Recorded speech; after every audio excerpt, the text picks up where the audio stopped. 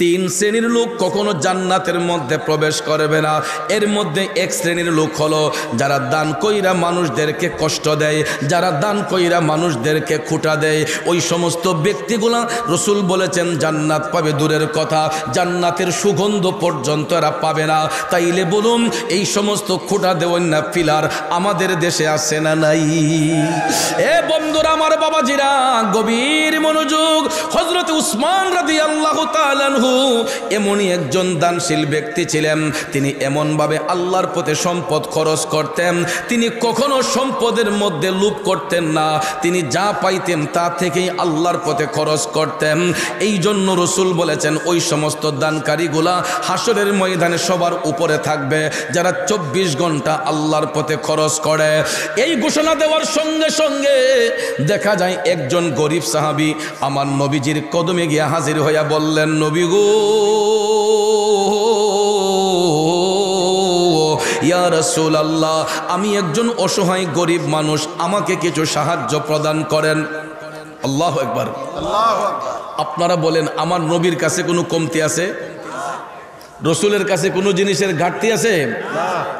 উম্মত গিয়া নবীর কাছে অ্যাপ্লিকেশন করছে, ইয়া রাসূলুল্লাহ, আমি গরিব মানুষ, চলতে কষ্ট হয়, আমারে কিছু সাহায্য দেন। আমার রসুল ইচ্ছে করলে মুহূর্তের মধ্যে তাকে বাদশা বানায় দিতে পারতেন কিনা? এ যুবক বন্ধুরা মনোযোগ।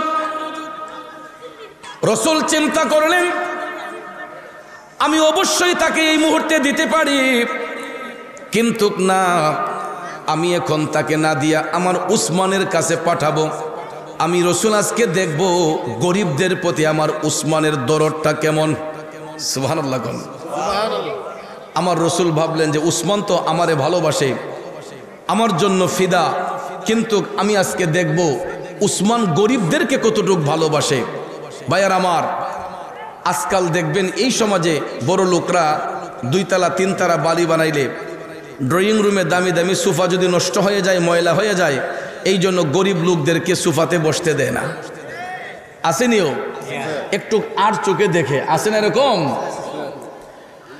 বন্ধুরা আমার, আমার মদিনার কামলিওয়ালা নবী মুহূর্তের মধ্যে দিতে পারতেন, কিন্তু রসুল বললেন না, আমি আজকে দেখব গরিবদের প্রতি আমার উসমানের উদারতাটা কেমন। এই বলে রসুল ওই গরিব সাহাবীকে বললেন, উম্মত, তুমি এই মুহূর্তে আমার উসমানের কাছে যাও, আমি তোমাকে এখন কিছু দিতে পারবো না, তুমি আমার উসমানের কাছে যাও, কারণ আমার উসমান গানি, উসমান ধনী, তুমি আমার উসমানের কাছে যাও।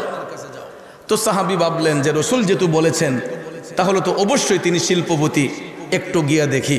তখন এই গরিব সাহাবী রওনা হয়ে হযরতে উসমান রাদিয়াল্লাহু তাআলা আনহুর বাড়ির কাছে গিয়া দেখতেছে হযরতে উসমান ময়লাযুক্ত বালিমাখা খেজুরগুলা পানি দিয়া ধুইয়া ধুইয়া একটা বালতিতে জমাইতেছেন।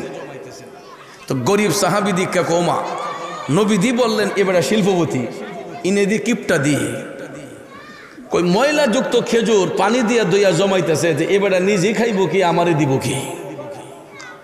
কয় না না না না, এই লোকের কাছে কিছু চাওয়া যাবে না।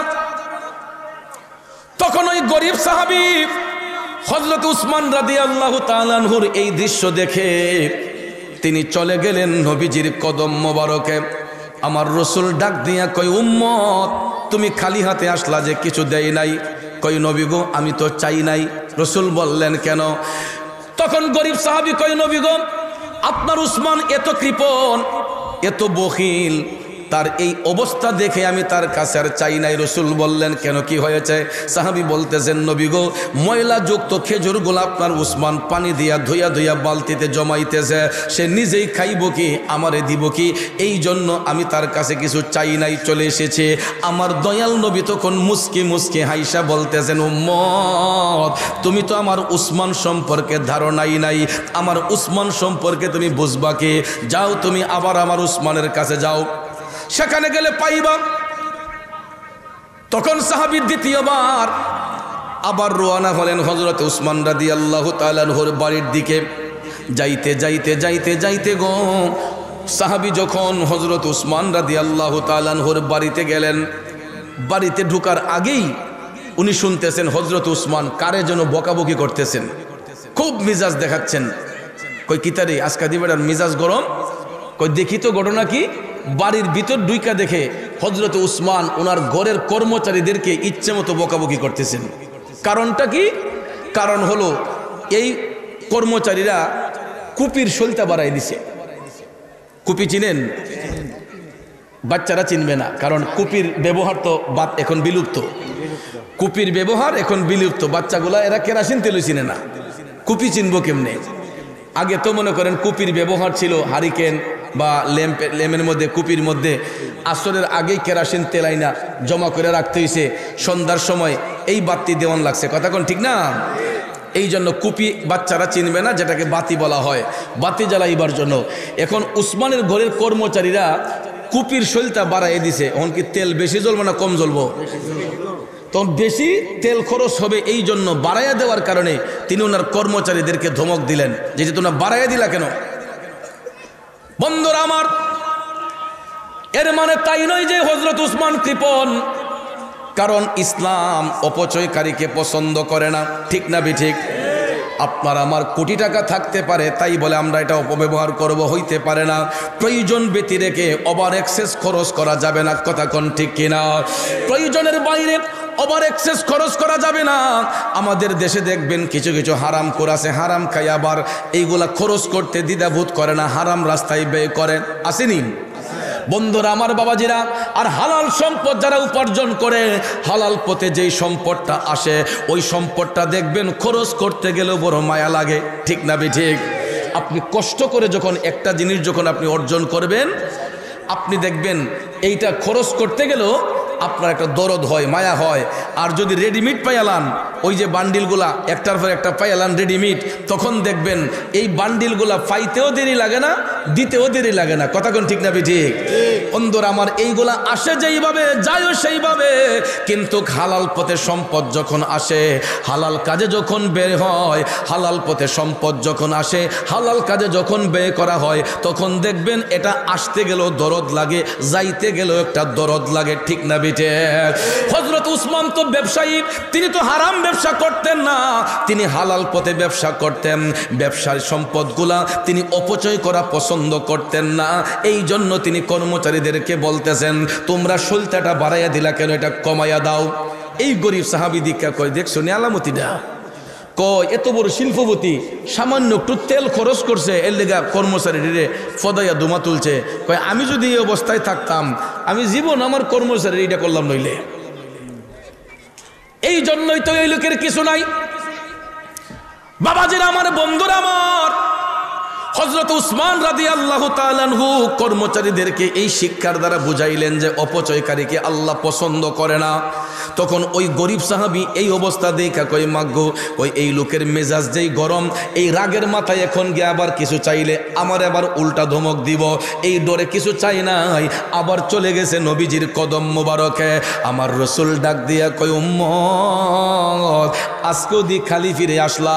কই নবী গো, আপনার উসমানের এত রাগ নবী গো, গরের কর্মচারীরা সামান্য কুপির সলতা বাড়াইয়া দেওয়ার কারণে এদেরকে এমন ধমক দিছে, আমি ভয়ে কিছু চাই নাই নবী গো, দৌড়াই আপনার উসমানের বাড়ি থেকে পলাই আসছে।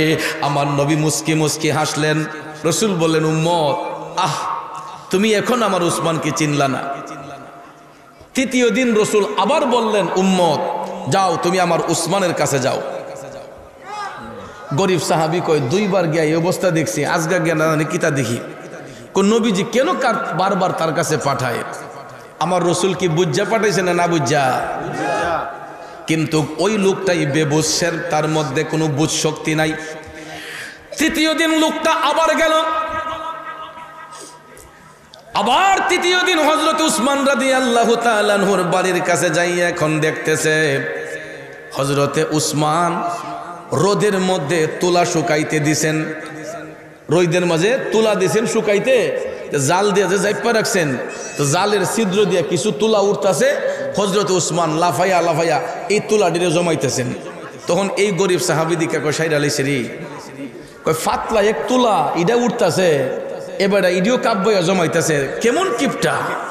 হ্যাঁ, কয় ইমন কিপটা মানুষ আসেনি দুনিয়ায়, সামান্য ফাতলা একটা তুলা উঠতেছে, ইডেরও কাব্যয়া জমাইতেছে। তখন ভাইয়ের আমার, ওই গরিব সাহাবী কয় না না, সে নিজে চলবে কি, আমারে দিব কি, তার কাছে চাওয়া যাবে না। তৃতীয় দিন আবার চলে গেছে নবীজির কদমে। আমার নবী ডাক দিয়া কয় উম্মত আজকেও দি খালি ফিল্লা, কয় নবী গো আপনার উসমান এত কৃপণ নবী গো, আমি জানলে আর কখনোই যাইতাম না নবী গো। পাতলা একটা তুলা রোদের মধ্যে শুকাইতে দিছে, তুলাগুলা উঠতেছে, কাব্বায়া কাব্বায়া তুলাগুলা জমাইতেছে। এই জন্য নবী গো আমি আপনার উসমানের কাছে কিছু চাই নাই। আমার নবী তখন তাকে বললেন আচ্ছা বলো তো, তুমি যে 3 দিন আমার উসমানের বাড়িতে গেলাম, 3 দিনের ভিতরে একবারও কি আমার উসমানের সঙ্গে তুমি সালাম বিনিময় করছো? না ইয়া রাসূলুল্লাহ, আমি তো 3 দিনের ভিতরে একদিনও হযরত উসমানের সাথে সালাম বিনিময় করি নাই। আমার নবী ডাক দেয়া কই উম্মত তুমি মহা অন্যায় করেছো, তুমি ভুল করেছো। তুমি আমার উসমান সম্পর্কে জানবা কি? তুমি যখন আমার উসমানের সঙ্গে সালাম বিনিময় করো নাই, তাইলে তুমি জানবা কি হে উম্মত, মুসলমানরা পরস্পর সাক্ষাৎ হলেই আগে কিন্তু সালাম বিনিময় করতে হয়, ঠিক না বিঠে? হোক সে দূরের হোক সে কাছের, হোক সে দূরের হোক সে কাছের। আমার বাড়ি হবিগঞ্জে, আপনার বাড়ি আখাউড়ায়, কিন্তু চিনা নাই জানা নাই। আপনি যখন আপনাকে সালাম দেব, আপনি যখন সালামের জবাব দেবেন, এই সালামকে কেন্দ্র করে আপনার সাথে আমার একটা সুসম্পর্ক হয়ে যেতে। আমি চিনি না জানি না আপনাকে, আমি যখন সালাম দেব আপনি মুস্কি হাইসা বলবেন ওয়ালাইকুম আসসালাম, ঠিক কিনা কন? তখন দেখবেন আমি হাতটা বাড়াইলে আপনি হাইসা হাইসা আয়া হ্যান্ডশিপ করবেন, ভাই আপনার বাড়ি কোথায়, আপনার নাম কি, কি করেন। এই যে হাল বৃত্তান্ত অবস্থা জানা যায় একটা জিনিসকে কেন্দ্র করে, এটা হলো সালাম। কিসের মাধ্যমে? কিন্তু আমাদের দিল এত পাষাণ হইছে, আমাদের পাশ দিয়ে হাইটটা গেলেও মুসলমান আমরা একবার সালাম দিতে চাই না। কথা কোন ঠিক না বেঠিক? না জানি সম্মানটা কমা যায়, না জানি আমাদের ইজ্জত নষ্ট হয়, কিন্তু সালামে তো ইজ্জত নষ্ট হয় না, সালামে আরো ইজ্জত বৃদ্ধি হয়। কথা কোন ঠিক না বেঠিক? আমার যুবক ভাইয়েরা গভীর মনোযোগ। দয়াল নবী বললেন হে উম্মত তুমি তো এখন আমার উসমানকে সালামি দেও নাই, তাইলে আমার উসমান সম্পর্কে তুমি জানবা কি? তখন রসুল বললেন যাও যাও যাও, এখন যাইয়া তুমি আমার উসমানের সঙ্গে সালাম বিনিময় করো, বলবা আমাকে দয়াল নবী পাঠাইছেন কিছু সাহায্যের জন্য। সত্যি সত্যি সত্যি পরের দিন ওই লোকটা গরিব সাহাবী হাইটা হাইটা রওনা হইয়া হযরতে উসমান রাদিয়াল্লাহু তাআলা আনহুর বাড়ির কাছে উপস্থিত হইলেন। আল্লাহু আকবার কোন। আরে নবীর প্রেমে পাগল হলে, নবীর প্রেমে পাগল হলে আল্লাহ তাআলা খুশি, নবীর দরুদ পড় দিবানিশি, নবীর দরুদ পড় দিবানিশি। খারাপ লাগতেছে ভাইয়েরা, একটু মনোযোগ মনোযোগ। হযরতে উসমান রাদিয়াল্লাহু তাআলা আনহু হুজরা শরীফ থেকে বের হলেন। এই গরিব সাহাবী হযরতে উসমান রাদিয়াল্লাহু তাআলা আনহুকে কোন সালাম দিল, হুজুর আসসালামু আলাইকুম ওয়া রাহমাতুল্লাহ। হযরতে উসমান সালামের জবাব দিয়ে বললেন ভাই আমি ইতিপূর্বে 3 দিন দেখেছি আপনি আমার বাড়িতে আসছেন, কিন্তু আমি যখন আপনাকে খুঁজতে যাই গিয়ে দেখি আপনি আমার বাড়ির সীমানাতে নেই। এবার যেহেতু আপনাকে পেয়ে গেলাম, বলুন আমি আপনার কি সেবা করতে পারি? এখন এই গরিব সাহাবী মনে মনে ভাবতাছে কিরে লোকটা দিয়ে আসলে উদার, আমি তো আগে ভুল করেছি। তখন কয় আমাকে রাসূলুল্লাহ পাঠাইছেন, আমি একজন গরিব মানুষ, আমাকে একটু সাহায্য দেন। সুবহানাল্লাহ কোন। হযরতে উসমান যখন শুনলেন নবীজি তাকে পাঠাইছেন, তিনি টপ টপ করে চোখের পানি ছেড়ে কান্না শুরু করে দিলেন। আহারে দয়াল নবীর কাছে তো ভান্ডারের অভাব নাই, নবী লোকটারে আমার কাছে পাঠাইলেন। আমার রসুল আমি উসমানকে এত মোহব্বত করেন, এত ভালোবাসেন, দয়াল নবী আমি অধম উসমানের কাছে লোকটারে পাঠাইলেন, নবীজি যারে পাঠাইলেন এখন তারে আমি কেমনে খুশি করব, কেমনে খুশি করব। তিনি ভাবতেছেন, ভাবতে ভাবতে ভাবতে হঠাৎ করে চোখটা খোলার সঙ্গে সঙ্গে তিনি দেখতেছেন অনেক দূরে একটা সরু রেখার মতো দেখা যায়, কিসের যেন একটা কাফেলা সামনের দিকে এগোচ্ছে। অনেকক্ষণ দৃষ্টিপাত করে হযরত উসমান দেখলেন বিশাল বড় একটা উটের কাফেলা, অনেক বড় একটা উটের কাফেলা তিনি দৃষ্টিগোচর করে দেখলেন যে সবগুলা উট উনার নিজেরই। এই উটগুলা হযরতে উসমান পাঠাইছিলেন সিরিয়াতে ব্যবসা করার জন্য, বাণিজ্যের জন্য পাঠিয়েছিলেন। এই উটগুলা বাণিজ্য শেষ করে পিঠের মধ্যে মালামাল নিয়ে এরা আবার উসমান রাদিয়াল্লাহু তাআলা আনহু বাড়ির দিকে আসতেছে। উসমান যখন দেখতে পাইলেন যে উনারই উটগুলা, তখন তিনি ক্লিয়ারেন্সের জন্য ওই ভদ্রলোক সাহাবীকে বললেন যে ভাই দেখেন তো, ওই যে একটা কাফেলা আসতেছে, এটা কি আপনি দেখতেছেন? তখন এই গরিব সাহাবী তাকাইয়া কয়, হুজুর এটা তো বিশাল বড় একটা উটের কাফেলা, অনেক বড় উটের কাফেলা। হযরত উসমান বললেন, এই সবগুলা উট আমার। সাহাবী মনে মনে কয়, তাইনের উঠিব, যেই বেটা খেজুর টুহায় আর ইও টুকায়, তাইনের বলে অতলা উঠি যাব গা, টুক তুলা টুকায়। বিশ্বাস করতে পারে নাই। হযরত উসমান বললেন, ভাই একটা কাজ করেন, আপনি এখন হাইটা চলে যান ওই কাফেলার কাছে গিয়া, যেই উটটা সবচেয়ে বেশি বড়, আপনার যেটা পছন্দ হয়, প্রত্যেকটা উটের পিঠে মালামাল আছে, যেই উটটা আপনার পছন্দ হয় সেনাপতিরে বলবেন এটা যেন আপনাকে দিয়ে দেয়। আরো জোরে কন্যা সুবহানাল্লাহ। গরিব সাহাবী কোনোভাবেই বিশ্বাস করতে পারে না যে ময়লাযুক্ত খেজুর যেই ব্যক্তি পানি দিয়া ধোয়ে, লেমের সলতা বাড়াইয়া দেওয়ার কারণে যেই ব্যক্তি কর্মচারীদেরকে ধমক দেয়, তুলা উড়ে যাচ্ছে যেই ব্যক্তি কাব্যয়া জমায়, ওই লোকটা চিন্তা করতেছে যে উনি কেমনে এত বড় দানশীল হয়, আমার তো বুঝে আসে না। দাঁড়াই রইছে। হযরত উসমান বুঝলেন যে লোকটার মনে হয় আস্থা জাগে নাই। তখন তিনি একটা কাগজের মধ্যে লিখিত দিলেন, ওই সেনাপতি বরাবর সালাম দিয়া একটা লেখা লিখলেন যে আমি একজন ভদ্রলোক পাঠাচ্ছি, উনি কাফেলার যেই উটটা পছন্দ করে এটা যেন ওনাকে প্রদান করা হয়। এই বলে হযরত উসমান সাইন দিলেন, দিয়া কাগজটা গরিব সাহাবীর হাতে দিয়া বললেন, নেন, আপনি এই কাগজটা নিয়ে কাফেলার যেই সেনাপতি ওনার কাছে দিবেন, দিলেই আপনার উট দিব। তখন কাগজটা হাতে পাইয়া কয়, যাক দেখবাগে না দেখ, কাগজ তো একটা আছে, যদি নাও দেয় নবীজির কাছে তো বিচারটা দেন যাব, ঠিক না? ঠিক, যদি নাও দেয় নবীর কাছে তো গিয়া বিচারটা দেন যাব। ওখানে একটা বাই লইছে, যেহেতু দলিল দেমানা তো আছে। তখন ওই কাগজ নিয়ে গরিব সাহাবী সত্যি সত্যি সত্যি রওনা হয়ে গেলেন। যাইতে যাইতে যাইতে উটের কাফেলার কাছে চলে গেছে, গিয়া সেনাপতির ডাক দিলেন। সেনাপতি বের হলেন, কয় কাগজটা একটু পড়েন। সেনাপতি কাগজ পইরা যখন দেখছে হযরতে উসমান রাদিয়াল্লাহু তাআলা আনহুর সাইন, কয় সর্বনাশ, তাইলে তো আর দেরি করন যায় না। ডাক দিয়া কয়, হুজুর আপনি দেখেন কোনটা আপনার পছন্দ হয়।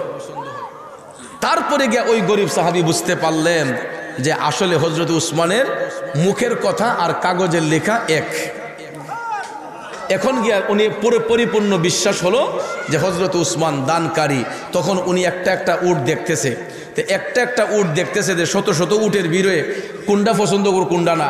এখন এমন এক উট পছন্দ করছে যেই উট একবারে সামনে, যেটা একবারে সামনে, যেটা এটা। সেনাপতিরে কয়, আমার পছন্দ হয়েছে উট। কোনটা? ওই সামনেরটা সরান। অন সেনাপতি পড়ছে লজ্জায়। ওর সামনেরটা যদি লাইন থেকে সরানো হয়, তাহলে পিছনের যেইগুলো আছে সবটি ইডারে অনুসরণ করে ইডার ফিস ধরে নিব। আরব দেশের নিয়ম হলো, উটের কাফেলা যখন মরুভূমি দিয়ে চলে, এরা কিন্তু গরুর পালের মতো পাল বান্ধা হাঁটে না, একটার পিছে আরেকটা হাঁটে।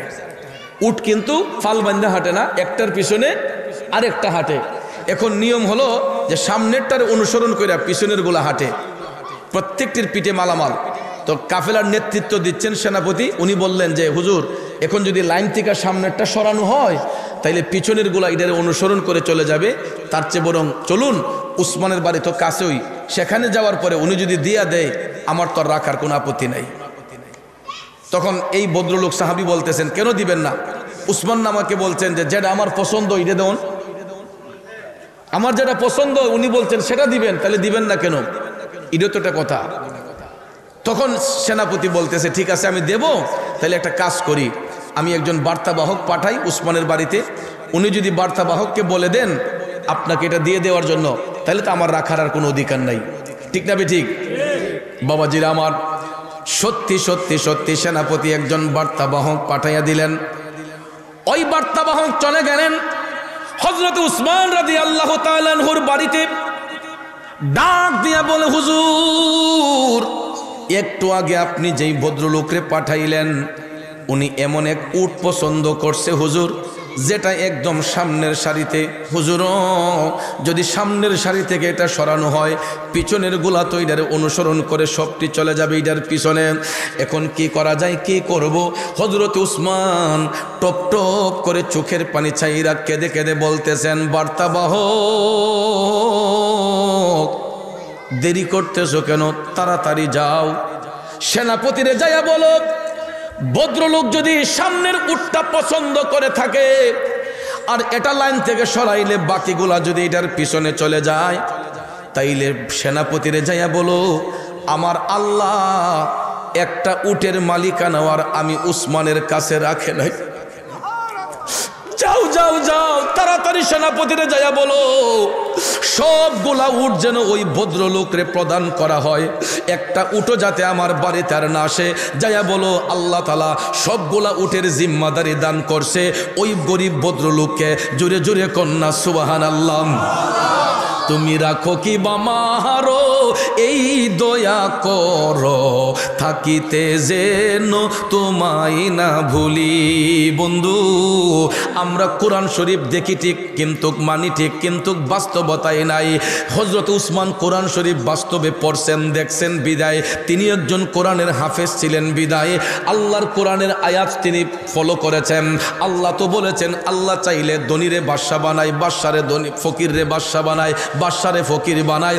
এই জন্য হযরত উসমান চিন্তা করলেন, এখন হয়তো লোকটা গরিব, কিন্তু এই সম্পদ নিলে হয়তো আল্লাহ তারে ধনী বানাইয়া দিতে পারে, ঠিক না বিঠে? এই জন্য ভাইয়ার আমার, বন্ধুরা আমার, হযরত উসমান সবগুলা উট ওই ভদ্রলোকরে দান করে দিলেন। তাইলে চিন্তা করেন হযরত উসমান কেমন দানশীল ছিলেন। এটার দ্বারা প্রমাণ হলো নবীর উম্মত যারা হয়, যারা মুমিন হয়, মুত্তাকি হয়, এরা দুনিয়ার টাকা সম্পদ পয়সাকে তারা তুচ্ছ মনে করে, আল্লাহ নবীর ভালোবাসাকে তারা শ্রেষ্ঠ মনে করে, কারণ তারা দুনিয়ার জন্য পাগল ছিলেন না। আমরা কিন্তু দুনিয়ার জন্য পাগল, ঠিক না বিঠিক? এই জন্য কবি বলেছেন, নারী বাড়ি গাড়ি নিয়ে দুনিয়া পাগল, যশ খ্যাতির বাড়াবাড়ি চলছে অনর্গল। নারী বাড়ি যশ খ্যাতির নাই রে কামনা, নবীর জিয়ারতে যাব সোনার মদিনা, সেই বাসনা পূর্ণ হবে দেখলে মদিনা, সেই বাসনা পূর্ণ হবে দেখলে মদিনা। আমরা যাব মদিনা, দেখব সোনার মদিনা, সেই জায়গাটার নাম হলো সোনার মদিনা, সেই জায়গাটার নাম হলো সোনার মদিনা। বলুন সেই জায়গাটার নাম হলো, সেই জায়গাটার নাম হলো লন্ডন, প্যারিস, ওয়াশিংটন, বার্লিন যেতে চাই না, হংকং, বেইজিং, টোকিও, সিঙ্গাপুর চাই না। মন আমার যেতে চাই, মন সহবার যেতে চাই এই দুনিয়ার একটি জায়গায়, সেই জায়গাটার নাম হলো, আরো জোরে, সেই জায়গাটার নাম হলো। বাইরে সিঙ্গাপুরে যায় অনেকে বেমারি হলে, ভালো সেবা আর ভালো ঔষধ মিলে, খাকে শেফা পাওয়া যায় নবীর দরবারে, ঠিক কিনা? সর্বরোগের চিকিৎসা হয় নবীর দরবারে, রোগের শেফা পেতে চলো সোনার মদিনা, রোগের শেফা পেতে চলো সোনার মদিনা। আমরা যাব মদিনা, দেখব সোনার মদিনা, সেই জায়গাটার নাম হলো সোনার মদিনা। কথা বলেন ঠিক কিনা? বন্ধুরা আমার, বাবাজিরা, গভীর মনোযোগ, মনোযোগ। হযরত উসমান কেমন নবীর গোলাম ছিলেন। আমার নবীর গোলামি করার কারণে একটা উটের ঘোষণা দিয়া সবগুলা উট ওই ভদ্রলোকরে দান করে দিলেন। তাইলে চিন্তা করেন তিনি কেমন দানশীল ব্যক্তি ছিলেন। অথচ আমাদের দেশে দেখবেন কিছু কিছু সরকারি অনুদান যদিও আসে, এক দুইটা কম্বল বিতরণ কইরা এই যে শীত সিজন আইছে দেখবেন গরিব মানুষটির লাইন ধরে হারা কইরা 1-2 লাখ কম্বল দিয়া আরো 2-3 জনের ছবি তুললা ফেসবুকও দিয়া কয় মানবতার ফেরিওয়ালা অমুক ভাই। ঠিক না বে ঠিক? এই যে সামনে রমজান আসতেছে দেখবেন ঈদের আগে কিছু কাপড় দিয়া কম রেটের কাপড়, পাতলা পাতলা কাপড় যেগুলা পরলে গায়ে দেখা যায়, এখন গরিব মানুষই কাপড় পরে না, এরাও আমাদের চাইতে ভালো কাপড় পরে। ঠিক কিনা কোন? এদেরকে আবার দেখেন নাম দিয়ে দিছে, বাজারে গিয়া কয় অমুক অমুক ভাই আমারে 500 পিস জাকাতের কাপড় দিয়েন। আচ্ছা ভদ্রলোক আপনি বলেন তো জাকাতের কোনো কাপড় আছে? থাকতে পারে? গরিব বলে কি ওই মানুষটা এতই নিকৃষ্ট হয়ে গেল তাকে দেওয়ার জন্য একটা কাপড়ের নাম দিয়ে দিছি জাকাতের কাপড়, অথচ জাকাত হলো গরিবদের প্রাপ্য অধিকার। কথা কোন ঠিক না ঠিক? আপনি নাম দিবেন কেন কাপড়ের নাম? জাকাতের সম্পদ আপনি গরিবদেরকে নীরবে নিস্তব্ধে তার বাড়িতে নিয়ে পৌঁছায় দিবেন। আমাদের দেশে আনুষ্ঠানিক কইরা দেখবেন কিছু কিছু মানুষ এই কম রেটের কাপড়গুলা আবার গিয়ে নাম দিছে জাকাতের কাপড়। এই মিয়া জাকাতের কোনো কাপড় নাই। কাপড়ের কোয়ালিটি থাকতে পারে low rate, medium rate, high rate. কথা কোন ঠিক না? আমরা নাম দেব কেন জাকাতের কাপড়? জাকাতের কোনো নির্দিষ্ট কাপড় থাকে না। তারপরে দেখবেন এই লো রেটের কাপড়গুলো আইনা গরিব মানুষটির লাইন ধরে দাঁড় করাইয়া দেখবেন কয়েকটা কাপড় দিয়া উনি মানবতার ফেরিওয়ালা হয়ে গেছে। অথচ কইয়ের তেল দেয়া কই বাঁচতেছে, কইয়ের তেল দেয়া কই ভাসতেছে, উনি মানবতার ফেরিওয়ালা হয়ে গেছে। আছে না এরকম কিছু? আমার যুবক বন্ধুরা, মানবতার ফেরিওয়ালা যদি বলতে হয় হযরতে উসমান রাদিয়াল্লাহু তাআলা আনহুকে বলা যায়। মানবতার ফেরিওয়ালা যদি বলতে হয় হযরতে উসমান রাদিয়াল্লাহু তাআলা আনহু ছিলেন মানবতার ফেরিওয়ালা। এটা কেমনে দেখেন? এখনো দেখতে পাইবেন যদি মদিনা শরীফ যান। মদিনা শরীফ থেকে 5 কিলোমিটার দূরে একটা কূপের নাম হচ্ছে বীরে উসমান। একটা জায়গার নাম, এখানে একটা পানির কূপ আছে, এটার নাম বীরে উসমান। কষ্ট হইতেছে? মদিনা শরীফ থেকে 5 কিলোমিটার দূরে। যদি কেউ মদিনা শরীফ যান আপনাদেরকে বলবো মদিনা শরীফ থেকে মাত্র 5 কিলোমিটার দূরে এই পানির কূপটার নাম হচ্ছে বীরে উসমান। তবে ইসলামের প্রথম যুগে এটা মুসলমানদের জিম্মায় ছিল না, এটা একটা ইহুদির জিম্মায় ছিল। কার জিম্মায়? তো ইহুদিরা কিন্তু সব সময় মুসলমানদের শত্রু, এটা জানেন? এই জন্য আল্লাহ তাআলা কোরআনের সূরা আল মায়েদার 51 নম্বর আয়াতে কারিমায় বলছেন যে হে মুমিনগণ, তোমরা ইহুদি খ্রিস্টানদেরকে তোমাদের বন্ধু বানাইও না। আল্লাহ কোরআনে বলে দিয়েছেন এরা সব সময় মুসলমানদের শত্রু। তো ওই ইহুদি মুসলমানদেরকে টাকা ছাড়া পানি দিত না। কি ছাড়া? টাকা দিলে তাদেরকে পানি দিত, টাকার পরিমাণে পানি দিত। এখন মুসলমানদের মধ্যে সবাই তো আর এবিলিটিওয়ালা না। অনেক সাহাবী আছে দুর্বল, যাদের অর্থ সম্পদ নাই, এরা টাকা দিয়ে পানি কিনতে পারে না। বড় লোক যারা আছে এরা হয়তো টাকা দিয়ে পানি কিনতে পারে, কিন্তু গরিব দুর্বল যারা এরা তো টাকা দিয়ে পানি কিনতে পারে না। ঠিক কিনা বলেন? সমস্ত সাহাবায়ে কেরাম একত্রিত হইয়া তারা চলে গেলেন আমার দয়াল নবীর কদম মোবারকে। নবীজির কদম মোবারকে সালাম দিয়ে বলতেছেন, নবী গো, ইয়া রাসূলুল্লাহ, মায়ার নবী গো, আমরা তো পানির ক্রাইসিসে আছি নবী গো, ইহুদির কাছ থেকে টাকা আনতে, নবী গো আমাদের তো এই পরিমাণ টাকা নাই, আমরা পানি তো কিনতে পারিনি ইয়া রাসূলুল্লাহ, প্রতিদিন টাকা দিয়া পানি কিনা আমাদের জন্য কষ্ট হয়ে যায়। নবী গো ওই পানির কূপটা যদি আমাদের জিম্মায় চলে আসতো তাইলে আমরা আনন্দে পানিটা ব্যবহার করতে পারতাম। আপনারা বলেন উম্মতের কষ্ট আমার নবী সহ্য করতে পারে? দয়াল নবী টপ টপ করে চোখের পানি চাইরা কান্না শুরু করে দিলেন। আরে উম্মতের কষ্ট নবী সইতে পারে না, যে জন হবে আপনা সেই তো মদিনা। কথা বলেন ঠিক না বিজে? বন্ধু আমার রাসূল ডাক দিয়া সাহাবায়ে কেরামকে বললেন, উম্মত, ও আমার সাহাবারা, লা তাহজান, চিন্তার কোনো কারণ নাই, একটু অপেক্ষা করো, দেখি কি করা যায়। সাহাবায়ে কেরামকে সান্ত্বনা দিয়া আমার মদিনার কামলিওয়ালা নবী হাইটা হাইটা চলে গেলেন ইহুদির বাড়ির মধ্যে। আমার নবী ইহুদির বাড়িতে যাইয়া ওই ইহুদিকে ডেকে বের করলেন। ইহুদি যখন বের হলো রাসূল বললেন, ভাই আমি একটা প্রস্তাব নিয়ে আসছি। ইহুদি কয়, কি প্রস্তাব? আমার দয়াল নবী বললেন, তোমার এই পানির কূপটা আমার প্রয়োজন, এখন কত টাকা হইলে তোমার কূপটা বিক্রি করবা? ইহুদি ডাক দিয়া কয়, না, আমি আমার পানির কূপ বিক্রি করব না, আমার এটা বিক্রি করার প্রয়োজন নাই। রসুল বললেন, দেখো, টাকা যদি না নেও, আমি জান্নাতের একটা ঝর্ণার বিনিময়ে তোমার এই পানির কূপটা আবদার করছি, আমাকে এটা দিয়ে দাও। তখনও ইহুদি বলতেছে, না, জান্নাতের ঝর্ণা আমি কখন পাবো, এটার তো স্টেশন নাই, আমার জান্নাতের ঝর্ণা লাগতো না, আমার কূপ আমারই থাকুক। জোরে কোন নাউজুবিল্লাহ। অথচ ভাইয়ার আমার, এই সুযোগ যদি আমরা জীবনে একবার পাইতাম, কখনো কি হাতছাড়া করতাম? আমার জীবন করব দান, গেয়ে নবীর গুণগান। নবী ছাড়া ত্রিভুবনে নাই কোনো সম্মান, আমার জীবন করব দান, গেয়ে নবীর গুণগান। ঠিক না বেঠি? বাইরে নবী আমার জানেরই জান, নবী আমার প্রাণ, নবীর কাছে পাবো মোরা খোদাই সন্ধান। যদি ঠিক রাখো ঈমান, পাবে জান্নাতের বাগান।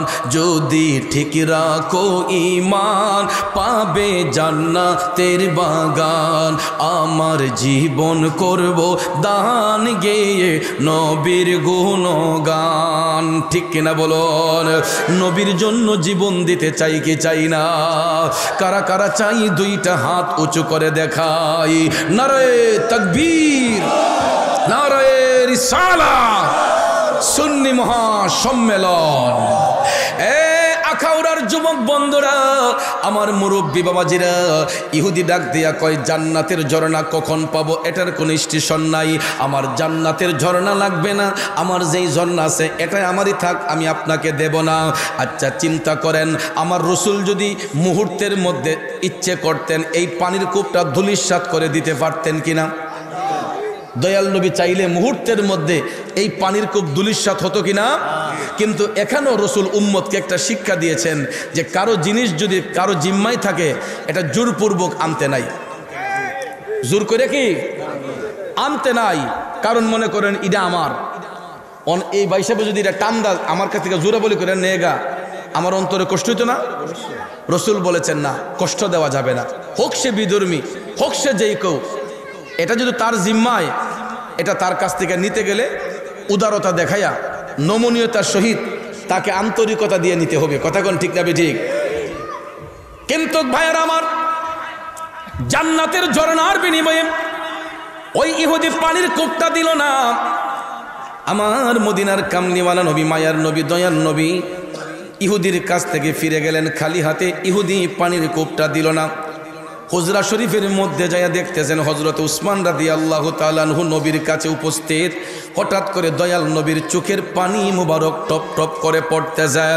হযরতে উসমান ডাক দিয়া কয়, নবী গো, কেন আপনি কান্না করতেছেন? ইয়া রাসূলুল্লাহ, আপনাকে তো এরকম ভাবে কখনো কান্না করতে দেখি নাই।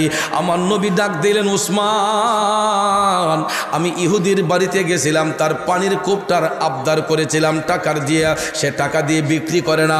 আমি জান্নাতের একটা ঝর্ণার বিনিময়ে আবদার করলাম, তাও ইহুদি রাজি হলো না। এখন আমার উম্মতদের তো পানির কষ্ট হয়, এরা পানি পান করবে কেমনে? সুবহানাল্লাহ কোন সুবহানাল্লাহ।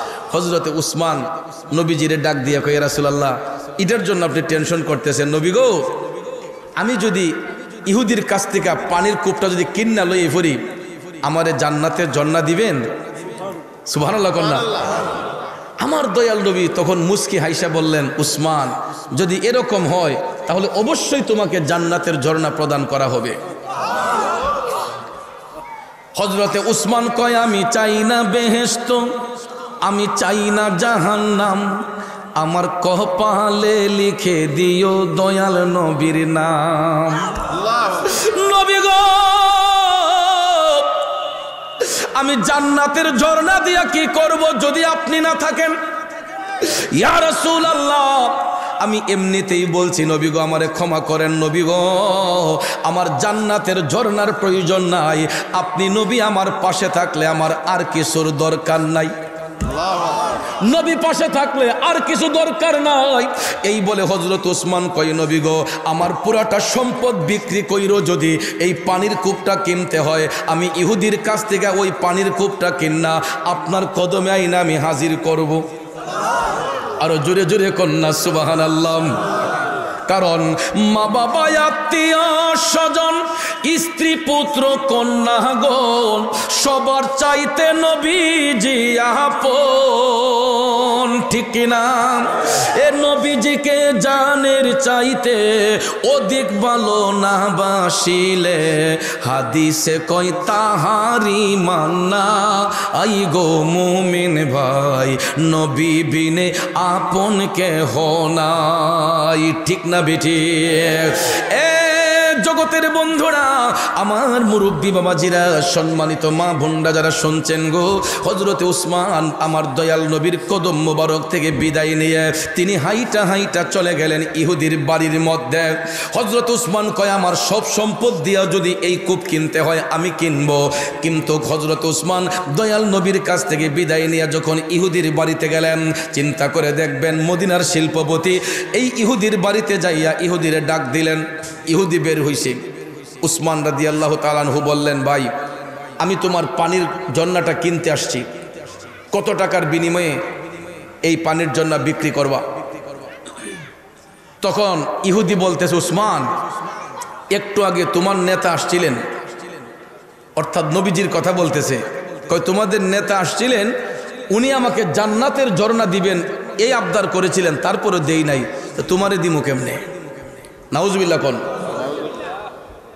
হযরত ওসমান বললেন, ভাই সমস্যা নাই, যত টাকা লাগুক না কেন আমি দিতে রাজি, তুমি বলো কত টাকা দিয়ে বিক্রি করবা? কোন না, আমি বেচতাম না, আমার বেচার কোনো প্রয়োজন নাই, কইটা বেচে আমি চলি, তা আমার পানির জন্য আমি বেচতাম না। অথচ চিন্তা করেন, তিনি মদিনার শিল্পপতি, ইহুদির কাছে গিয়ে আবদার করলেন, দিল না। আমাদের দেশের এমন কোন শিল্পপতিকে যদি একটা গরিব মানুষের কাছে কোনো কিছুর আবদার করতার দিত না, পরের দিন তার অস্তিত্ব থাক লইলে সুন্দর করে একটা চিকন বান্ডিল দিয়ে কইলে সাইরে লাও, ঠিক না বেটি? কইলে সাইরে লাও, পরেরটা দেখবো আমি। কিন্তু ভাইয়ের আমার, ইসলাম মারামারি পছন্দ করে না, জবরদস্তি পছন্দ করে না, খুন খারাপি পছন্দ করে না।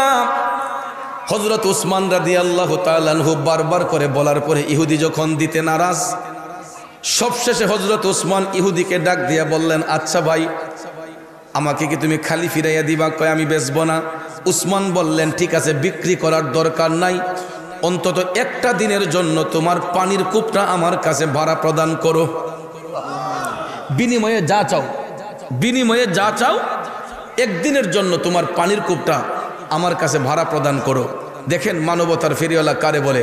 হযরত ওসমান যখন এই প্রস্তাব দিলেন, ইহুদি কয় এই সুযোগে কিছু টাকা ইনকাম করে লাই, কয় এমন রেট দিমু হয়তো ওসমান নিব, নাইলে দৌড়াইয়া ফেলাইব। মুমিনরা কি পলাইবার মানুষ? ইমানদাররা কি পলাইবার মানুষ? অথচ তিনি মদিনার শিল্পপতি। উসমান বললেন, বিনিময়ে যা চাও, অন্তত একদিনের জন্য তোমার কূপটা আমাকে ভাড়া দাও। ইহুদি ডাক দিয়া কয়, উসমান যদি নিতে হয় তাইলে একদিনে নিলেও আমারে 1500 দিনার দেওয়ান লাগবো। অথচ সে প্রতিদিন পানি ব্যস্ত 15 দিনার, 10 দিনার, 20 দিনার, 15 দিনার, এই এমন তার মাঝে একদিনের জন্য ভাড়া চাইল 1500 দিনার। এটা কি সাধারণ কথা? তখনকার সময়ের 1500 দিনার বর্তমান সময়ের 15 কোটিরও বেশি হবে, ঠিক না বেঠিক? হযরত ওসমান ডাক দিয়া বললেন, এ ইহুদি ভাই, 1500 দিনার যদি তোমাকে নগদ পেমেন্ট করা হয়, তুমি কি একদিনের জন্য ভাড়া দিবা? আগে টাকা দেও, দিতাম না কেন? ইহুদি ভাবছে যে হযরত ওসমান এত টাকা দিয়ে নিবেন না, আর তার ধারণা হলো হযরত ওসমান মনে হয় এটা নিয়া তিনি মনে হয় মুসলমানদের কাছে পানি বিক্রি করবেন, যেহেতু তিনি একজন ব্যবসায়ী মানুষ। এই ধারণায় সে এই রেট দিল। সঙ্গে সঙ্গে হযরত ওসমান পকেটে হাত দিয়ে 1500 দিনার ইহুদির হাতে দিয়ে বললেন, ভাই দেখো তো গণ্যা। ইহুদি গণ্যা দেখতেছে 1500 দিনার, সে তো স্ট্রেঞ্জ, আই হায় এতগুলো টাকা দিয়ে উসমান এটাকে ভাড়া নিল একদিনের জন্য, তার তো ব্যবসাত লস হইব। আসলে কি তিনি ব্যবসার জন্য নিছেন? বন্ধুরা আমার, বাবাজিরা, উসমান বলতেছেন একদিনের জন্য আমি তোমার এটা ভাড়া করলাম, তোমার আপত্তি আছে? কয় না। এতগুলা টাকা দিয়ে নিছেন, আপত্তি থাকবে কেন? তখন 1500 দিনার দিয়ে হযরত উসমান একদিনের জন্য পানির কূপটা ভাড়া কইরা কূপের পারে দাঁড়াইয়া হযরতে উসমান মদিনার বাসীকে ডাক দিতেছেন, ও মদিনার মুসলমান ভাইয়েরা রে, ও মদিনাবাসীরা, তোমরা কে কোথায় আসো রে? সবাই আসো, আজকের এই দিনে এই পানির কূপটা তোমাদের জন্য উন্মুক্ত। আজকে তোমাদের কারো টাকা দিতে হবে না, বিনা টাকায় বিনা সে তোমরা বিনা মায়নায় তোমরা পানি নিতে শুরু করো। যার যতটুক পানি লাগবে, মাগনা পাইলে কেউ সারে? হ্যাঁ, মদিনাবাসীরা যখন শুনছে যে এরা টাকা ছাড়া পানি পাইব, বেড়াইতে তো পাগল হয়ে গেছে, কি করব কি না, দলে দলে যোগদান করে পানি নেওয়া শুরু করলেন। নিতে নিতে কূপের উপরে একবার তুফান তুলে দিছে। এক একজনের ঘরে এক এক সপ্তাহ পানির রিজার্ভ। এক সপ্তাহ যদি মদিনাবাসীরা পানি নাও কিনে, এরা আর কোনো টেনশন। হযরত উসমানে এমন সেবা দিলেন, একদিনে এটা ওপেন করে দেওয়াতে মুসলমানরা পানি নিতে নিতে নিতে নিতে এক একজনের ঘরে এক এক সপ্তাহ পানি নিয়ে রিজার্ভ করে ফেললেন। আল্লাহু আকবার কন। বারা আনছেন কয় দিনের জন্য? এটা কি 2 দিন রাখুন যাইব? এটা মুমিনদের বৈশিষ্ট্য না। কিন্তু আমরা মুমিনরা কিতা করি জানেননি? মনে করেন না যে ওনার ঘর থেকে দাও হয়ে আনলাম, যে ভাই আপনার দাউটা দেন, আমি বিয়ালে দিতেছি। সকালবেলা দাউটা আনছি কাজ করবার লেগে, যে আপনার ঘরে দাউটা দেন, আমি একটু কাজ করবো। আমরা কেমন মুমিনরা দেখেন, সকালবেলা আনছি বিকালবেলা দেওয়ার কথা, দেখা যায় ওই দিন বিকাল গেছে, পরের দিন বিকাল গেছে, এরপরের দিন বিকাল গেছে, এরপরের দিন দেখা যায় দাওয়ার আসার টই ফাল্টাই লিছে। না মিশা কইলাম? ভদ্রলোক যখন দাও 3 দিন পরে চাইছে, ও কই জানে রাখছিলাম পাইতাছি না দি, অথচ দেখা যায় দাওয়ার আসার ফাল্টাই লিছে। এমন ইমানদার আমরা, কথা কোন ঠিক না বেটি? কিন্তু ভাইয়ার আমার, সাহাবায়ে কেরাম যারা মুমিন মুত্তাকি, তাদের জবান এবং দিল এক। একদিনের জন্য ভাড়া নিয়েছেন, এটা ইচ্ছে থাকা সত্ত্বেও 2 দিন রাখা যাবে না। একদিন পরে হযরত উসমান আবার কূপটা ব্যাগ দিলেন। তো ইহুদি তো মনে করছে যে একদিনের বেটা কয়টিয়ার পানি বেচলো, আজকাতে তো আমার ব্যবসা শুরু হইব। পরের দিন যখন ইহুদি পানি বিক্রি করতে বসছে, দেখা যায় সারা দিন বসার পরও 1 লাখ কাস্টমারও নাই। কাস্টমার কি আইবার মাথা দূর ধরছে? এরা বেড়াইতে গড়ে 1 সপ্তাহ পানি। 1 দিন চলে গেছে, 2 দিন চলে গেছে, কাস্টমার নাই। 3 দিন চলে গেছে, কাস্টমার নাই। মনে মনে ইহুদি কয়, উসমানে কিতা করলো রে, কি দরবার লাগাইলাম। এখন 60 দিন পরে তার ব্যবসা যখন একবারে সিরিয়াস মন্দা, আহ যদি আরেকটা দিনের লেগে বাড়া নিত উসমানে, কি না খুশি হইতাম। এখন ওই দিকে মদিনাবাসীরা আবার 1 সপ্তাহ যখন কাছাই গেছে, পানি যখন ক্রাইসিস, এরা আবার উসমান রাদিয়াল্লাহু তাআলা আনহুর কাছে গিয়া অভিযোগ দিছে, যে উসমান হুজুর আমাদের তো পানি শেষ। উসমান বললেন, নো টেনশন, আমি যতদিন বেঁচে থাকবো আমার মুসলমান ভাইদেরকে পানির কষ্ট করতে দেব না। মানবতার ফেরিওয়ালা কারে কয়। আবার দেখেন হযরত উসমান 2য় সপ্তাহে আবার ইহুদির বাড়ির দিকে রওনা হইলেন। অন্য দিনকে ডাহন লাগতো, ওই দিন দেখা যায় উসমানের দিক কই ইহুদি গোট থেকে দইরা বাড়িছে। আপনি আইছেন? তিনি বলেন আইসি তো। কই কিতা পানি নিবেন নাকি বাড়া? কূপ কি বাড়া লাগবো নি? অন্যদিন উসমানকে প্রস্তাব দিতেন, দেখেন 1 সপ্তাহের ব্যবধানে তে বলতেছে আজটা কি বাড়া নিবেন? উসমান বললেন আসলাম তো নিবার লেগিয়া। কয় দিনের লেগিয়া? কয় 1 দিনের লেগে দেন। কত? ইহুদি কয় আগে যা দিতেন তাও দিলেন, আরো 1500 দিনার। সুবহানাল্লাহ কোন। এরকম ভাবে 3 সপ্তাহে 3 দিন, 3 সপ্তাহে 3 দিন 1500 দিনার করে হযরতে উসমান পানির কূপটা ভাড়া কইরা এই পানির কূপটা মুসলমানদের জন্য ওপেন করলেন। 4র্থ সপ্তাহে আবার যখন মুসলমানরা পানির ক্রাইসিসে, উসমান গেলেন ভাড়া আনার জন্য। ইহুদি কয় উসমান আমি আর ভাড়া দিতাম না। কয় কে রে? কয় আমি চাইতেছি আমার কূপটা একবারে বেচে লাইতাম। আরো জোরে কর না সুবহানাল্লাহ। ইন্নাল্লাহা মা'আস সাবিরিন।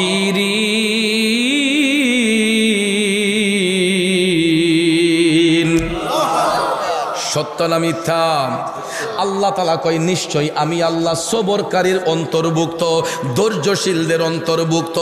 এই জন্য বাবা মারামারি কইরা কাটাকাটি কইরা কোনো লাভ নাই, তাড়াহুড়া কইরা কোনো লাভ নাই। প্রত্যেকটা জিনিস অর্জন করতে হয় সবরের মাধ্যমে, ধৈর্যের মাধ্যমে, ঠিক না বিঠিক? ধৈর্যের সাথে কাজ করলে অসাধ্যরে সাধন করা যায়। যেই ইহুদি জান্নাতের ঝর্ণার বিনিময়ে রসুলকে কূপটা দেয় নাই, হযরত উসমান টাকার সম্পদের লোভ দেখাইলেন, তখনও বিক্রি করবে বলে না। মাত্র 3 সপ্তাহে 3 দিন ভাড়া করলেন, চতুর্থ সপ্তাহে দেখা যায় তার ব্যবসা একদম গোড়া হয়ে গেছে। কয় উসমান আমি একেবারে বিক্রি করে দেব। উসমান তো চাইতেছেন পুরা সম্পদ দিয়া কিনবেন। ইহুদি বলল যে না, আমি যদি একবারে কিনতে হয়, আমি যদি একবারে বিক্রি করব কিছু টাকা বেশি দিতে হবে। উসমান বললেন কত? কয় আমারে এককালীন 15,000 দিনার দিলাম, দিলে আমি আপনার এটা নিদাবি করে দিয়ে দিব। তখনকার সময়ের 15,000 দিনার বর্তমান সময়ের কয়শো কোটি টাকা হবে চিন্তা করছেন? তখন হযরত উসমান বললেন খাতায় সাইন দেও আর টাকা গণো। টাকা যখন নিল তখন সেই ইহুদি লিখা দিল যে আজকের পর থেকে এই কূপের মধ্যে আমার কোনো মালিকানা নাই, 15,000 দিনারের বিনিময়ে আমি উসমানের কাছে এটা বিক্রি করে দিলাম। আর কোনো টেনশন আছে? আর ইহুদির কোনো অধিকার নাই। এই জন্য এটার নাম হয়েছে বীরে উসমান। বন্ধুরা আমার, বাবাজিরা আমার, হযরত উসমান নিজের টাকা দিয়ে কিনা তিনি হাইটা হাইটা দয়াল নবীর কাছে গেলেন। দয়াল নবী আপনার দরবারে আমি গোলাম হাজির হইয়াছি। দয়াল নবী আপনার দরবারে আমি গোলাম হাজির হইয়াছি। হযরত উসমান সালাম দিয়া কয় নবী গো, ইয়া রাসূলুল্লাহ, এই নেন দলিল। আমার রাসূল কয় কি? কয় নবী গো, আমি 15,000 দিনারের বিনিময়ে ইহুদির কাছ থেকে পানির কূপটা ক্রয় করেছি। ইয়া রাসূলুল্লাহ, এই তার ডকুমেন্ট, এই তার প্রমাণ। আমার দয়াল নবী মুস্কি মুস্কি হাইসা বলতেছেন উসমান, অবশ্যই আল্লাহ তোমার জান্নাতের নহর প্রদান করবে। উসমান বলতেছেন নবী গো, আমার জান্নাতের নহর দরকার নাই, আপনি নবীর দয়ার নজর যদি আমার উপর থাকে আমি নহর দিয়া কি করব, ঝর্ণা দিয়া কি করব? ইয়া রাসূলুল্লাহ, আমি এখন আরেকটা কাজ করতে চাই নবী গো।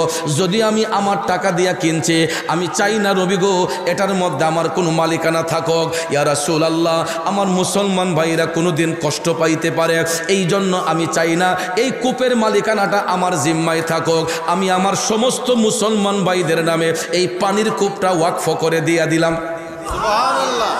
এ বন্ধু, মানবতার ফেরিওয়ালা কারে কয় আবার দেখো রে, নিজের টাকা দিয়া এতগুলা টাকা দিয়া পানির কূপটা কেনার পরেও হযরত উসমান এটার প্রতি কোনো লোভ নাই, এটার প্রতি কোনো লালসা নাই। তিনি বললেন নবী গো, আমি আমার টাকা দিয়া কিনলেও আমি চাই আমার সমস্ত মুসলমান ভাইদের নামে এটা ওয়াকফ করে দেব। এই জন্য তিনি নিদাবি করে সমস্ত মুসলমানদের নামে এই পানির কূপটা তিনি ওয়াকফ করে দিলেন। বলুন এই রকম উদার মনের লোক কয়জন পৃথিবীতে দেখাতে পারবেন? বন্ধুরা আমার, হযরত উসমান রাদিয়াল্লাহু তাআলা আনহু এই রকম বড় মনের অধিকারী ছিলেন। আর আমরা কি করি? যাও দান করতে যাই, যত সিরাফারা টাকা লিয়েছে না, দেখবেন শুক্রবারে গিয়ে যখন মসজিদে বই, তখন ফাড়া টাকা দিত দোকানদারও নেয় না, ব্যাংকেও নেয় না। ওহন ইডে চলবো কেমনে? কয় যাক, টেনশন নাই, আই ফোর্সে ফাড়াতে এখন চালানি তো লাগবো, কয় জায়গা আছে। এরপরে শুক্রবার যখন দান বাক্সটি যায়, ভাই সাহেব দানকারী আগে গিয়ে বইতে, হ্যাঁ, এরপরে দেখবেন সাইডের মধ্যে চাই ওই সিরাটা খেলা টুস কইরা বিসমিল্লাহির রহমানির রহিম। ঠিক না বে ঠিক? নামাজের পরে কেশিয়ার সাহেব যখন বাস্ক খুলে টেহালি গন্ত কোমাগো ই কাম কোন আল্লাহর বান্দা করছে, ওহন দেখা যায় এমন সিরা টেহা অর্ধেকটিরও বেশি সিরা। ঠিক না বে ঠিক? এরপরে ইডি না লাগে কোনো কাজও, পরে বাধ্য হইয়া মসজিদ কমিটি করে যা কি করবো, ফেহের তলে আন দিলাম, পরে ফেকের তলে গাইরা রাখে, নাহলে পানিতে বাসায় দিয়ে দেয়। কথা কোন ঠিক না বে ঠিক? এই জন্য ভাইয়েরা আমার, আল্লাহর পথে দান করতে গিয়া যারা কৃপণতা করে, এরা সিরাফারা নিয়ত যারা দান করব, এরার ভবিষ্যৎটা সিরাফারা হইব। ঠিক না বে ঠিক? তাইলে দান করতে হবে উদার মনে। বন্ধুরে, আল্লাহর পথে খরচ করলে বিপদ দূর হয়। কি দূর হয়? আল্লাহর পথে খরচ করলে বিপদ দূর হয়, বিপদ মুক্ত হয়। এই জন্য দান করতে গিয়ে কখনো কৃপণতা করবেন না। আপনার গনে আমার ঘরে যদি ভিখারিও আসে, ভিখারিকে পর্যন্ত খালি দিবেন না। বেশি না পারেন 5টা টাকা হইলেও দিয়ে দিন, এক মুষ্টির চাইল হলেও দিয়ে দিবেন, ভিক্ষুকরে খালি ফিরিয়ে দিয়েন না। আমার রসুল বলেছেন যারা ভিক্ষুকরে ভিক্ষা দিবে এদেরও বিপদ দূর হয়ে যায়। আল্লাহু আকবার করেন। তাহলে বাবাজির আমার, আজকের এই মাহফিল যে এরা করলো, ফুলাফান্ডে কি ভালো কাজ করছে না খারাপ কাজ করছে? এই যে 3টা বাচ্চা মাথার মধ্যে পাগড়ি নিল, আপনারা একটা জিনিস চিন্তা করছেন নি, বাচ্চাটির বয়স কত? এই বয়সের বাচ্চার সিনার মধ্যে কোরআন শরীফ 30 পারা কোরআন ধারণ করছে, এটা কি একটুখানি কথা? তাহলে আমরাও তো চাই আমাদের বাচ্চাগুলা মানুষের মতো মানুষ হোক, কথা কোন ঠিক না ঠিক? এটা চান না আপনারা? তাহলে এই মাদ্রাসা দিন দিন আরো সামনে অগ্রসর হোক, এটা চাননি আপনারা? কারা কারা চান হাত তুলেন তো। নারে তাকবীর, নারে রিসালাত, আহলে সুন্নাত ওয়াল জামাত, হাত নামান। বাবাজি আরেকটা কথা হলো, মসজিদ কার ঘর? মাদ্রাসা কার ঘর? নবীর ঘর। মসজিদ হলো আল্লাহর ঘর, মাদ্রাসা হলো নবীর ঘর। মসজিদ আল্লাহর ঘর, মাদ্রাসা নবীর ঘর। দেখেন, নবীর ঘরে পড়াশোনা না করলে আল্লাহর ঘরের হেফাজত করা যায় না। মাদ্রাসায় যদি না পড়ি আমি ইমামতি করবো কেমনে, নামাজ কালাম করবো কেমনে, আল্লাহরে সিজদা করবো কেমনে? তাইলে তো আগে মসজিদও দরকার, মাদ্রাসাও দরকার, ঠিক না ঠিক? তাহলে আমি যখন এসে বসছি মাদ্রাসার রুমে, একজন ভদ্রলোক আমারে গিয়া খুব আপসেট হইয়া বলতেছে, হুজুর আমরা তো কটা মানুষ আছি পাড়ার মধ্যে, কয় তারাগণ সহ আশেপাশের এলাকার মানুষ তো স্থানীয়, আর এটা তো শহরতলি কলেজ পাড়া, কয় এখানে বিভিন্ন এলাকা থেকে লোকজন আইসা জায়গা কিনে বসত বিটা করছে। কারণ শহর তো শহরেই, শহরের মধ্যে কিন্তু এক গ্রামের লোক থাকে না, বিভিন্ন এলাকার লোকজন আইসা এখানে বসতি করে। এই জন্য ভাইয়ার আমার বলতেছেন যে হুজুর আমরা মসজিদে তো টিনের মসজিদ নাম দিছে। এলাকার মানুষ নাকি কয় যে হুজুর এটা টিনের মসজিদ কইলে সকলেই চিনে, কই এইটার থেকে আমরা কেমনে বাঁচতাম, আজকে একটু চেষ্টা করবেন হুজুর। আমরা কি সারা জীবন কি টিনের লুই থাকতাম, না আল্লাহর ঘরটার মাঝে কিছু ইট মিট লাগতো? তো এই জন্য ভাইয়ার আমার, আল্লাহর ঘর আল্লাহই হেফাজত করবে, ঠিক না ঠিক? বান্দারাও আমরা হচ্ছে উসিলা মাত্র। তো মুরব্বীর একটা কথা বলে যে যার বংশে করছে দান সেই জানে দানের বিধান। যারা বংশপুরীরা দান করে অভ্যাস, দানের উৎসাহ এদের মধ্যে আছে। আজকে আপনার নিজে থাকার জন্য বড় বড় দালান কোটা বানাইছি, 4 তলা 5 তলা বানাইছি, 2 তলা বানাইছি, কিন্তু আমরা মসজিদটা যদি টিনের মসজিদ রাখি তাহলে এই যে 4 তলা 5 তলা বাড়ি একজনে বানাইছেন, এটা বানানোর কোনো অর্থ নাই। এই জন্য আব্বাজি আমি আপনাদেরকে বলবো, আমি কিন্তু আজকে আলোচনা করছি দানের ফজিলত নিয়ে, ঠিক না ঠিক? আজকে আমার আলোচনার মূল বিষয়টাই ছিল দানের ফজিলত। আল্লাহর পথে দান করলে আল্লাহ তাআলা বান্দারে পুরস্কৃত করে, তার গুনাহ মাফ করে। তো এই জন্য বান্দার গুনাহ যেহেতু মাফ হয় আল্লাহর পথে খরচ করলে, তাহলে আমরা খরচ করতে কোনো অসুবিধা আছে? যেমন দেখেন এই সুলাইমান নবীর জামানায়, এই কথাটা বলে শেষ করি, বাদশাহ সুলাইমান নবীরে আল্লাহ এমন মুজিজা দিছিলেন, উনি কিন্তু শুধু মানুষের ভাষাই বুঝতেন না, উনি পশু পাখির ভাষাও বুঝতেন, পাখির ভাষাও বুঝতেন তিনি। তো সুলাইমান নবীর জামানায় ওনার এলাকায় এক বাড়িওয়ালার গাছে একটা পাখি আইসা বাসা বাঁধছে। তো পাখি বাসা বাঁধা যখন ডিম দিছে, বাচ্চা দিব, এখন দেখা যায় বাড়িওয়ালা গাছের মালিকানা দাবি কইরা প্রতিদিন তার বাসার থেকে ডিম দিয়ে না খাইয়া লায়। ওন পাখির মনে কষ্ট না, যে ডিম দেয় বাচ্চা দিব, দেখা যায় বাড়িওয়ালা ডিম খাইয়া লায়। পরে ফাঁকি উইরা গেছে সুলাইমান নবীর কাছে, গিয়া কয় বাদশাহ সুলাইমান, আমি খুব ব্যথা নিয়ে আপনার কাছে আসছি। তিনি বললেন, কেন পাখি কি হয়েছে? কয় আপনার এলাকায় এই ভদ্রলোক যার বাড়ির গাছে আমি বাসা বান্ধা ডিম দিছি বাচ্চা দিতে, এই বাড়িওয়ালা গাছের মালিকানা দাবি কইরা প্রতিদিন আমার বাসার ডিম খাইয়া লায়, এখন তো আমি বাচ্চা দিতে পারি না। সুলাইমান নবী বললেন, পাখি টেনশনের কারণ নাই, আমি বাড়িওয়ালারা ডাক্তার নিয়ে আজকেই কয়ে দেবো, আর যাতে কোনোদিন তোমার বাসার থেকে ডিম নিয়ে না খায়। পাখি খুশি হইয়া চলে গেছে। দেখা যায় ওই বাড়িওয়ালাকে সুলাইমান নবী ডাক্তার নিয়ে বললেন যে তোমার খবরদার করে দিলাম, আর কোনোদিন পাক্কার বাসা থেকে ডিম আইন না খাইও না। কাচ্চা হুজুর খাইতাম না। পরে বাড়িওয়ালা চলে গেছে।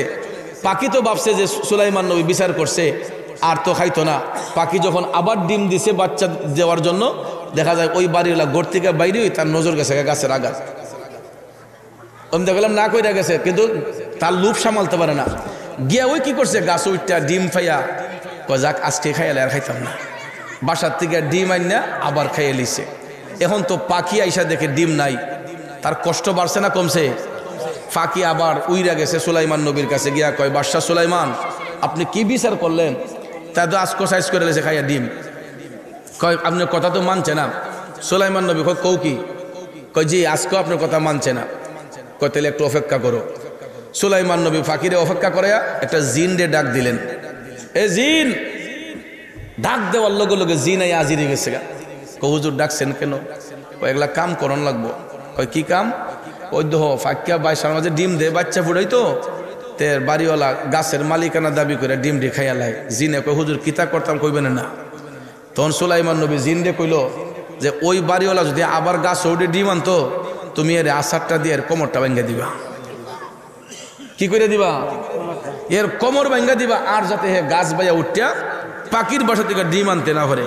তো জিনে তুই তা চায় আর পায়, ঠিক না? ও কৌজুর ঠিক আছে আমি দেখান। ফাঁকি খুশি না বেজার? ফাঁকেও মনে মনে কয় বাতি যে হাই ও ডিম দিছে হন জায়গা মতো। তখন পাখি গেছে আবার বাসায়, জিন গিয়া গাছের আগায়। তো পাখি তো ডিম দিছে, বাচ্চা ফুটাইবে, বাড়িওয়ালা ঘর থেকে বাইরে গাছও উঠবো। এই মুহূর্তে দেখা যায় তার দরজার সামনে একজন ভিক্ষুক আইসা হাজির, ভিক্ষার জন্য হাঁক দিছে। ওই বাড়িওয়ালা টান দিয়া ভিক্ষুককে গড়ে নিয়ে ঢুকাইয়া পেট বইরা খাওয়াইয়া তারে কিছু হাদিয়া দিছে। ভিক্ষুক খুশি না বেজার? ভিক্ষুক যখন পেট বইরা খাইয়া হাদিয়া পাইছে, খুশি হইয়া বাড়িওয়ালা বাইর থেকে বেরিয়েছে। সে গাছের গোড়াত গিয়া টপ টপ টপ টপ করে বাইয়া গাছ ওইটা ডিম আইনা খাইয়া আবার সাইজ করে লিছে। এখন পাখি উইরা আসছে, আয়া দেহে ডিম নাই। ও মাগো, এদি জিনের থেকে বড়। হ্যাঁ, কই জিনও এর সামাল তাল্লো না। আবার উইরা গেছে সুলাইমান নবীর কাছে গিয়া কয় হুজুর জিনেরও মানছে না, খাই লিছি ডিম। কয়েকবারে কোষ কি? কই জি। সুলাইমান নবী ডাক দিলেন আবার জিন রে, এ জিন। জিন সঙ্গে সঙ্গে হাজির হইল। কি ব্যাপার, তোমারে কইলাম কি করলা কি? জিন ডাক দিয়া কই হুজুর, ও বাদশা সুলাইমান, আমি আপনার প্রত্যেকটা আদেশ অক্ষরে অক্ষরে পালন করতে প্রস্তুত ছিলাম। আমি গাছের আগায় ঠিকই উঠছিলাম তাকে ধাক্কা দেওয়ার জন্য, কিন্তু দেখলাম যখন সে গাছের গোড়ায় আসছে ওই মুহূর্তে আমি দেখছি তার ঘরের সামনে ভিক্ষুক আসছে ভিক্ষার জন্য। ওই বাড়িওয়ালা ভিক্ষুকরে ঘরে নিয়ে ভিক্ষা দিছে, পেট ভরে খাওয়াইয়া তারে হাদিয়া দিছে।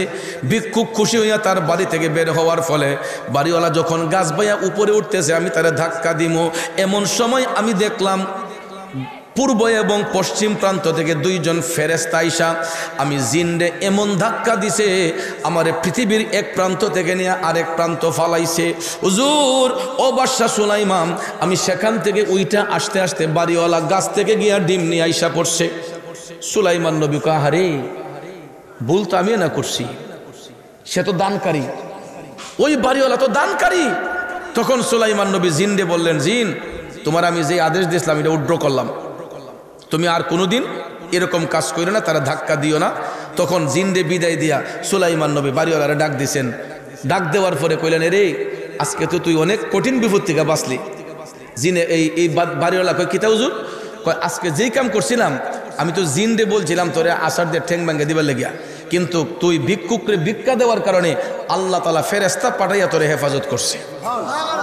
তখন ওই বাড়িওয়ালা টপ টপ করে চোখের পানি চাইরা কান্দা কই, হুজুর যদি সত্যি তাই হয়, একটা সামান্য ভিক্ষুকরে ভিক্ষা দেওয়ার কারণে আল্লাহ যদি এত বড় বিপদ থেকে আমারে বাঁচায়, আমি ওয়াদা করতেছি হুজুর আজকের পরে থেকে কোনো দিন আর আমার গাছ কেন অন্যর কোনো গাছ থেকেও আমি পাখির ডিমাইন না খাইব না হুজুর, আমি ওয়াদা করতেছি।